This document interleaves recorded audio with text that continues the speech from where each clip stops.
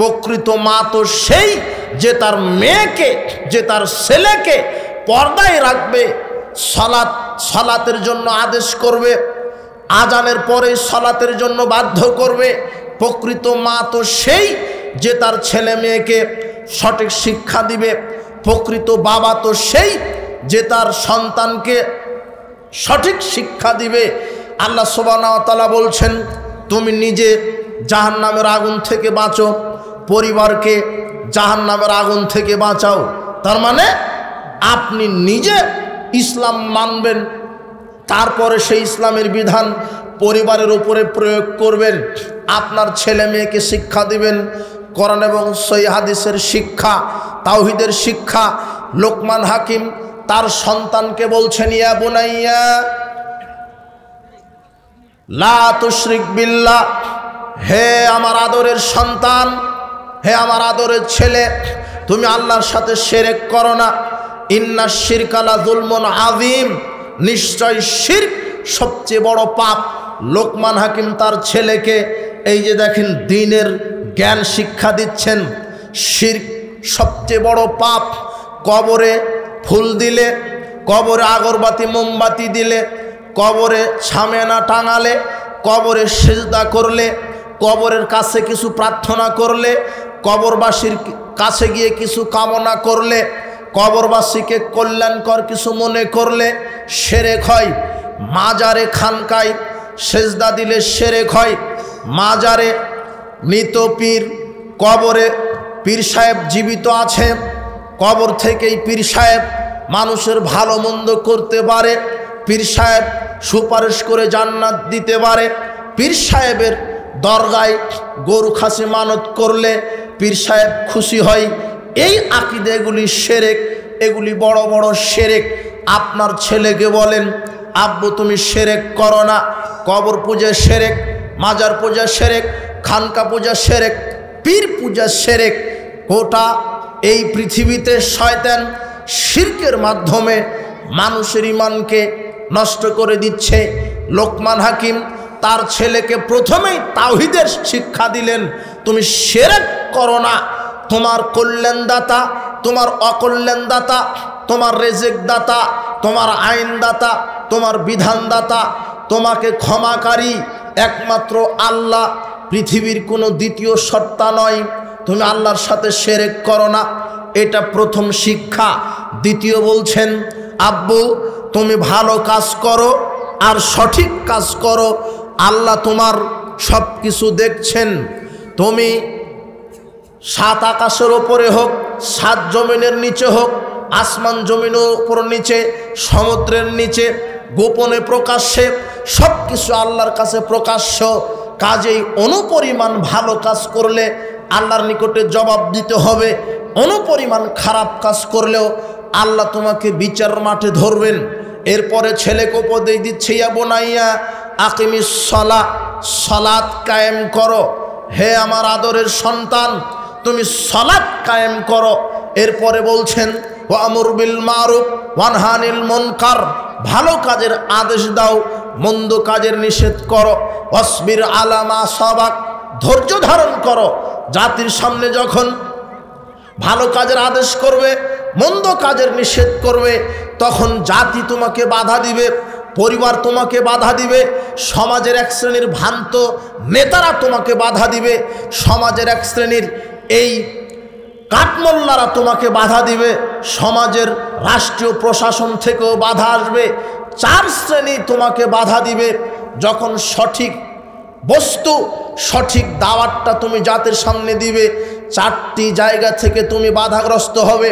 পরিবার থেকে, সমাজের নেতা থেকে, ভ্রান্ত হুজুর থেকে, আর প্রশাসনিকভাবে এই চারটা তোমাকে বাধা দিবে। রাসূল সাল্লাল্লাহু আলাইহি সাল্লামকে আল্লাহ সুবহানাহু ওয়া তাআলা বলছেন, তুমি আল্লাহর দ্বীনের দাওয়াত দাও, মানুষ তোমাকে বাধা দিবে, সেই বাধা থেকে হেফাজত করার দায়িত্ব আমার।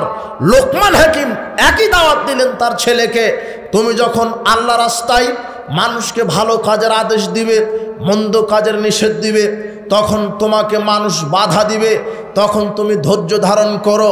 শোনো হে আদরের সন্তান, তুমি হিংসা করো না, তুমি অহংকার করো না, মানুষকে তুচ্ছ মনে করো না, তোমার কণ্ঠ যেন উঁচু না হয়, বিনীত নম্র ভদ্রভাবে তুমি চলাফেরা করো।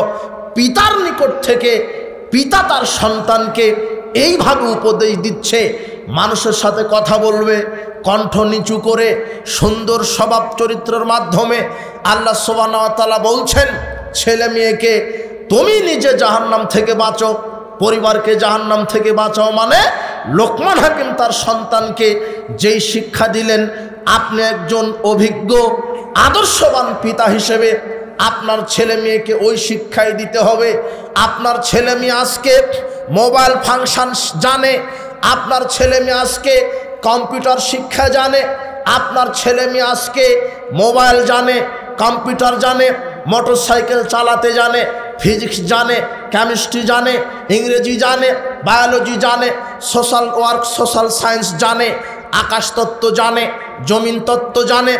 আপনার ছেলে মেয়ে অনেক শিক্ষিত, আপনি শিক্ষা দিয়েছেন, কিন্তু দুর্ভাগ্যজনক সত্য, আপনি আপনার ছেলে মেয়েকে, আপনার সন্তানকে শরীয়ত শিক্ষা দেননি, আপনি আপনার সন্তানকে কোরআন সুন্নাহ শিক্ষা দেননি। আপনি বিশ্বাস করেন, যদি আপনার ছেলে মেয়ে এই জাতিগত বিদ্যায় উচ্চ শিক্ষিত হয়, সে শিক্ষিত নয়। যদি সে তার কাছে কোরআন সুন্নাহর জ্ঞান না থাকে, কোরআন সুন্নাহর শিক্ষাই প্রকৃত শিক্ষা। আপনার ছেলে মেয়েকে বলবেন, আব্বু 5 ওয়াক্ত সালাত আদায় করো, রমাদান আসলে সিয়াম পালন করো, বড়দেরকে সালাম দাও, ছোটদেরকে স্নেহ করো, বাড়িতে বিসমিল্লাহ বলে প্রবেশ করো, ঘুমাও আল্লাহর নাম নিয়ে, পান করো আল্লাহর নাম নিয়ে, বড়দেরকে সালাম দিবে, পেশাব পায়খানায় দোয়া পড়ে যাবে, মসজিদে ঢোকার সময় দোয়া পড়বে, এইভাবে খাবার সময়তে বিসমিল্লাহ বলবে। এইভাবে আপনার সন্তানকে আদব কায়দা যদি শিক্ষা দেন, আপনি মারা যাওয়ার পরেও আপনার এই সন্তান যত আমল করবে, আপনি মরার পরও আপনার আমল নামাতে, আপনার এই সন্তানের নেকি আপনার আমল নামাতে আল্লাহ পৌঁছিয়ে দিবেন। এরকম সন্তান তৈরি করে যান। আবু হুরায়রা রাদিয়াল্লাহু আনহু বলছেন, রাসূল সাল্লাল্লাহু আলাইহি সাল্লাম বলেছেন, ইযা মাতাল ইনসান ইনকাতা আনহু আমালু, মানুষ যখন মারা যায় সব আমল বন্ধ হয়ে যায়, ইল্লা মিন সালাসাতিন, তবে 3টা আমলের নেকি কবরে পেতেই থাকে।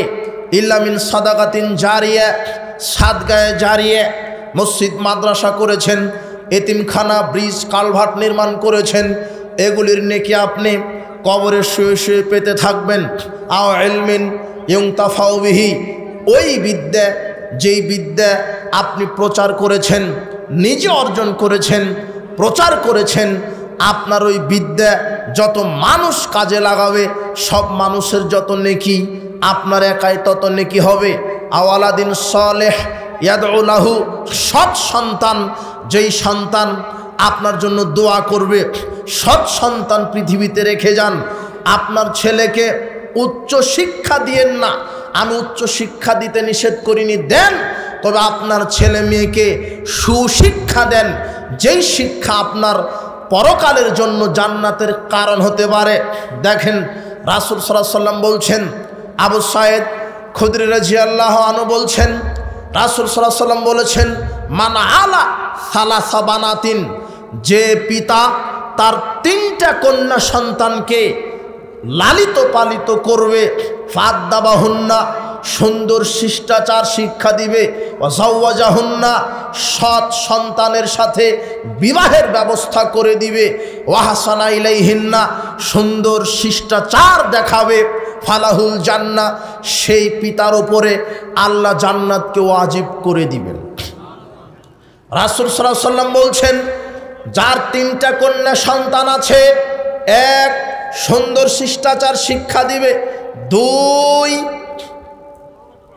সৎ সন্তানের সাথে বিবাহের ব্যবস্থা করবে, 3 তার সাথে সদাচরণ দেখাবে, তাকে লালিত পালিত করবে। এই 3টা কাজ যদি আপনি পিতা হিসেবে মেয়ের উপরে করতে পারেন, এই মেয়েটার কারণেই আল্লাহ আপনার উপরে জান্নাতকে ওয়াজিব করে দিবেন। কিন্তু আপনি লক্ষ্য করেন তো, আপনার যে মেয়েটা আজকে আপনি প্রতিপালন করেছেন, যে মেয়েকে আপনি শিষ্টাচার শিক্ষা দেননি,